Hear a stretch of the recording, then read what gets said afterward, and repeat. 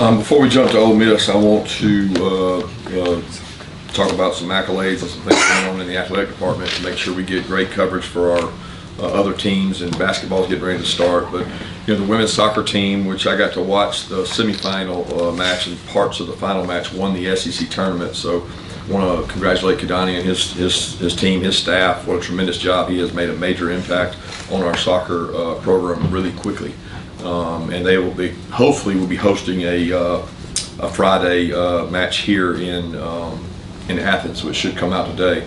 But also I want to encourage everybody to come out for basketball. We have both got home openers this week. I think the women open tonight, is that right? Well, 7 p.m. against North Carolina A&T here at home, and then the men play Friday night at 7 also against Wake Forest. So with the excitement of our game, we should get a great turnout for both the basketball teams as well as the women's soccer. So I encourage you guys to help promote that and get folks out for that. Moving to Ole Miss, they've got a really good football team. They've improved. When you watch them on tape and you watch the games throughout the year, they've improved with every game. They've played a tremendous schedule. Some really tough teams they've played on their schedule. Lane does a great job with his program, with his team. They've got a great staff. They got really good players. He's done an incredible job. The quarterback's playing at a high level, great backs. I think Pete on defense has brought unbelievable energy, and you see it the way they play and the way they attack the ball. I mean, they come after the ball, they lead the SEC, and I'm pretty sure turnover margin. But I know they have like the fewest fumbles and the most fumbles gotten. They do a great job of that. They attack that, and they really play hard. So we got a hell of a challenge. We got a great atmosphere. We need it to be as great an atmosphere at Sanford Stadium as it's ever been to help take care of our home field advantage that we need to have. So looking forward to that. Looking forward to the preparation time, and that starts today. Yeah, Coach, I think you mentioned Saturday night having the answers when teams blitz you like they did. I'm curious if you could expound upon what some of those answers might be, and then additionally, continuing to Ole Miss, what have they done to pressure the quarterback so successfully? They're one of the best in the country as well. Well, first off, Pete's always been that way. His aggressive nature comes after people. They've got the players to do it. They got really good team speed on defense. They will come after you with different looks, multiple looks, and try to confuse the quarterback and the offense. That's what good defenses do.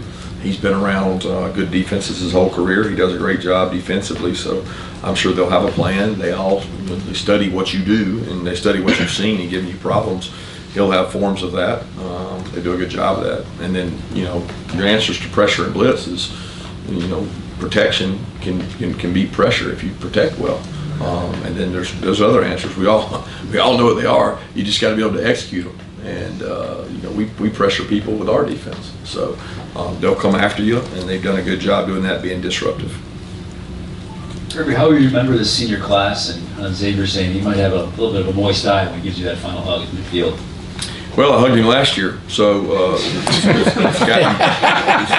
it's gotten to be the norm of guys, especially this COVID class of guys that have multiple years. It's a little confusing who's a senior anymore. It's hard to go by that, but I'm certainly very appreciative for what all they've contributed, because it's not really one class. It's fifth years, fourth years, sometimes third year, fourth year red shirts, things like that. It gets confusing who's in a class. But this class has been great. This group of leaders has been very impactful. I think it speaks for itself, what they've been able to accomplish thus far, and they still have goals ahead they want to achieve. Kirby wanted to see if there was any further update on Jamon and his injury, and with his expected absence, if y'all were anticipating having Xavier Story back this week.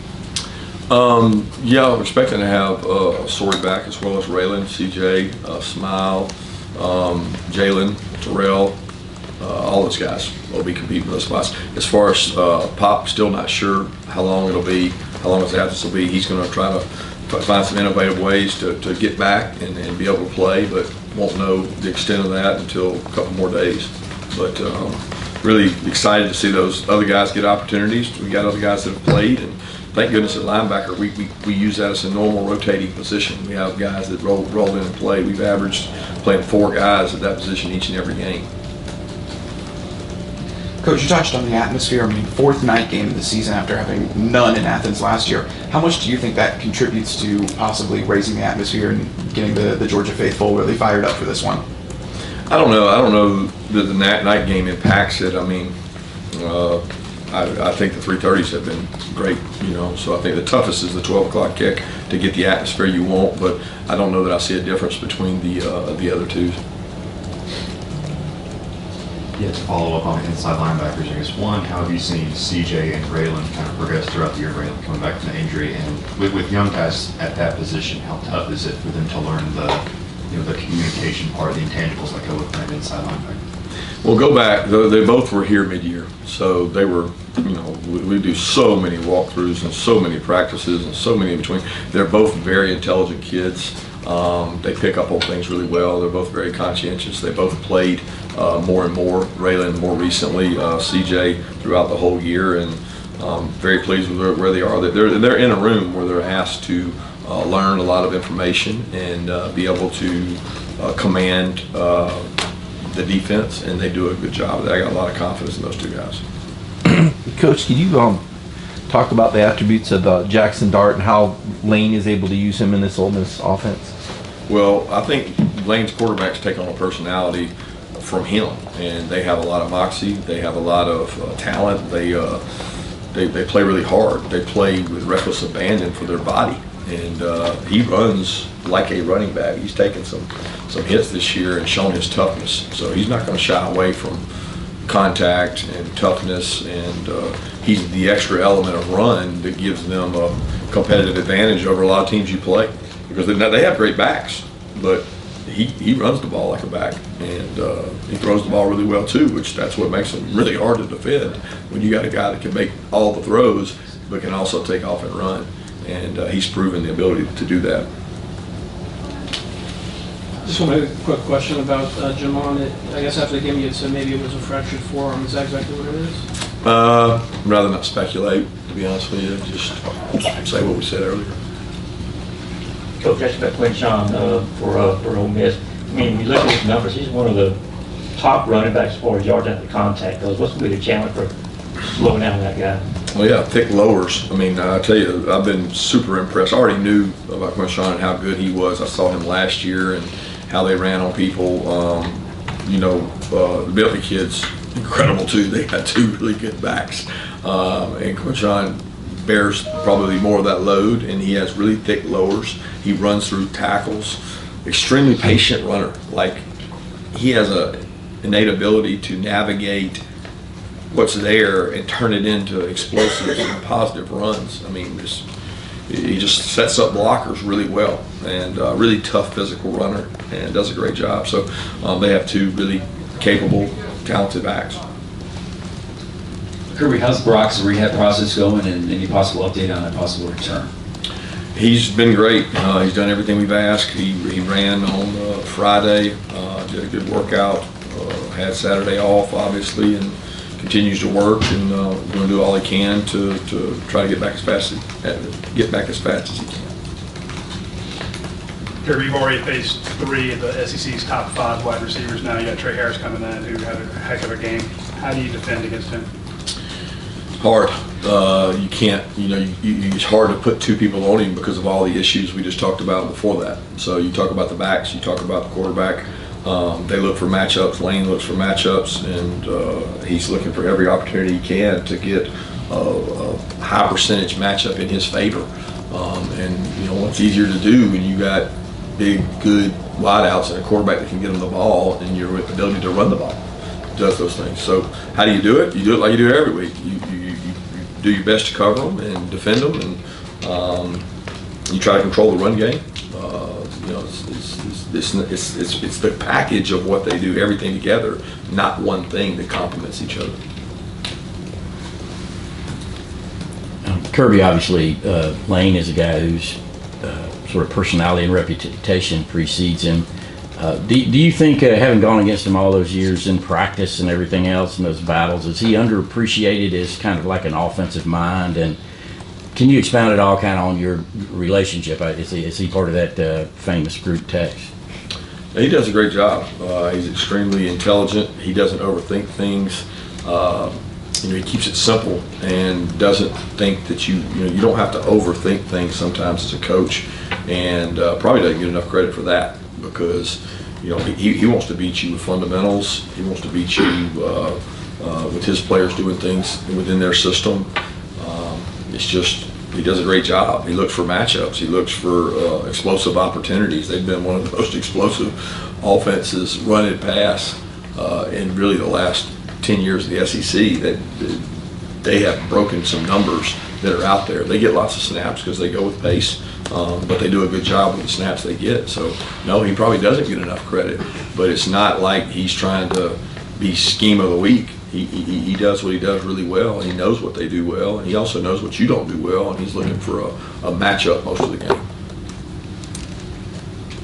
Yeah, Coach, I think we talked about Kamari moving into the slot after the game Saturday. But Tyke mentioned it was a decision y'all put in on Monday, and that Tyke was even impressed that for him to have learned the position from Monday to Saturday, or learn what it required to play. I'm just curious if you could expound further on what it required for Kamari, not only to learn that position, but to go out and execute like he did on Saturday. Well, if you remember, we talked about he played that position as a freshman, and we played that position in spring practice, and he played that position when we go out and do reps against the offense. It's something that we don't ever veer really far away from. He didn't learn it in 3 days. He didn't go out there and never played it. There's concepts you learn when you're in a meeting room that don't revolve around your position. We go do drill circuits all off season to say this is how you play this. It doesn't matter what position you play, you have to be able to play this. He did those things. He's very bright, very conscientious. He didn't learn to play it within a week. That wouldn't be realistic. He only had to do so many things, and he's done those things in walkthroughs, and he was able to execute them in the game. Coach, you touched on Lane, and I know you guys have a very good friendship, as you said prior, but, we haven't seen as many tweets from him. I know you guys like to go back and forth a little bit.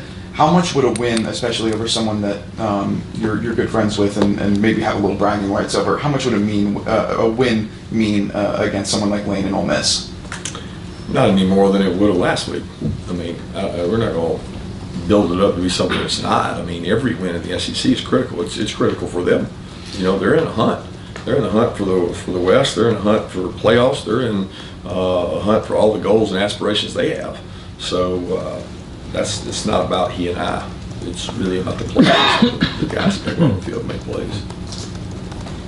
Kirby, when we talked to Tyke about Kamari playing some of the star, we talked to him earlier today, he was talking about putting the team before himself and just doing what was asked of him. What does that say to you about Tyke having that approach? And not only that, but then he goes out and has 7 tackles, very productive in that game against Missouri. He's unselfish. He understands his role in the team. He's been a really good special teams player for us. People don't give him enough credit. He's been elite at kickoff return. The job he has is one of the hardest jobs. He's been really good at punt return. He's played on kickoff. He'll play on punt if we ask him to. He plays the nickel star position really well. He does what's asked, and I think he has an appreciation for his role and what he does because he didn't have that role last year. And you have a greater appreciation when you don't have it, when you get the opportunity to earn it and keep it and do it. He's appreciated that more this year. Kirby, sorry, one more on Pop. You said looking for some innovative ways to get back. Is there any kind of expounding on that? Not really. Yeah, with I mean, what you've seen from him this season, and does anything, if at all, change with Jamon being out in terms of him maybe calling the defense or being a more vocal leader in that room? No, he's already a vocal leader. I mean, he does a great job. He calls the defenses when Pop's not in there anyway, and when Pop is in there, they share. So that's not a big concern, to be honest with you. The two new freshmen they don't practice and play like freshmen. They know the calls and they do a great job. So I don't think Smile will do an awesome job of calling stuff. Kirby, going back to looking at the tape, how did your offensive line grade out against Missouri? And with Marius Mims getting closer to coming back, what is the process there? Do you just put him back in and move Truss back, or do you let him fight it out? Kind of give us an insight if you would. No, Mims practiced all last week, did a good job. Wasn't quite 100%, but he took reps at his right tackle position, did a good job. Truss took reps at right and left tackle, which he continues to do. And probably still the same thing this week. That's not going to change in terms of those reps. I think Mims is much closer. He feels really comfortable. He could have probably played Saturday had we needed him. So I think he's in a good place. I think he's much closer to being able to play like he wants to be able to play and go out there and compete. And looking forward to seeing him to do that in practice so we can gain some more information. And how did the grade out? Yeah, I mean, what's a grade? I mean, like. Were you happy? I mean, I'm very happy with the result. They played really hard. Could we play better? Yes, 100%. I mean, it always goes back to the same thing at the offensive line. You play against different teams, and sometimes you get your butt whooped. There was times we got our butt whooped Saturday, and I think our guys will be the first to admit that. The goal moving forward is to not let that happen again. And there's times that we won and times that we lost, and you want to win them all. But and the expectation for our team apparently is that you're going to win every play up front, and that's just not real in the SEC. You're going to face really good defenses and really good people, and you got to keep chopping wood and keep coming back. And we did that, and we found ways to have success in the run game, and ended up having a really nice run, a couple of nice runs by Kendall and nice runs by Dejan. Kirby, I got a really hard-hitting question. Lane Kiffin's dog juice is very visible. Do you have any pets? Did you have a dog growing up? Yeah, I had a lot of bird dogs growing up, and had to go feed them all the time. Didn't enjoy that, but that's one of my childhood memories, is taking it out there in the cold weather to feed the dogs. But we have a dog now, Bess, that my wife loves to death, but we don't bring her around the team, so she doesn't get to hang out with the team like Juice does. Kirby, you mentioned earlier about the crowd. I know that's somewhat cliche for every coach to say that, but how strategic, how important is it? And can you tell when it's at a pitch that actually affects the game? I guess the Tennessee game last year is probably the best example. Yeah, the Tennessee game was probably the most impactful game since I've been here. I felt like they impacted the game the most. Can you tell? I don't know. I feel like our crowd's really good for all our games. I mean, I don't know if you separate it in ratings. I don't know where it fits. I definitely think it was very impactful, Tennessee, and I do think that we need that same impact for this game in terms of the way they go about things and how you can affect the game. Take two more questions. Anybody?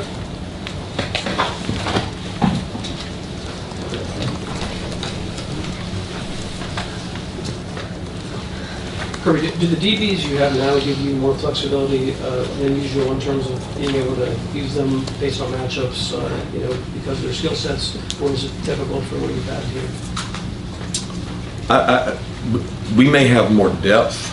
I don't know that we have more. There's no possibilities that we have now that we didn't have before.